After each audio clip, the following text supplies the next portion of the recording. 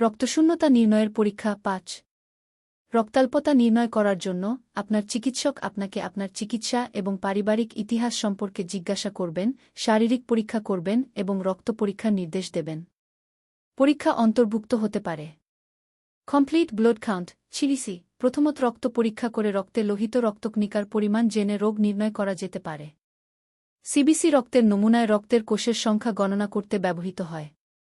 যদি রক্তশূন্যতা থাকে তবে আরও কিছু পরীক্ষা করে রোগের ধরন এবং এটি কোনো পর্যায়ে আছে তা নির্ধারণ করা যেতে পারে।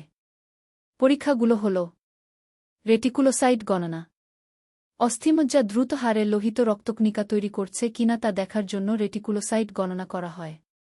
সিরাম আয়রন এবং ফেরিটিন পরীক্ষা, শরীরে আয়রনের পরিমাণ জানতে সিরাম আয়রন এবং ফেরিটিন পরীক্ষা করা হয়।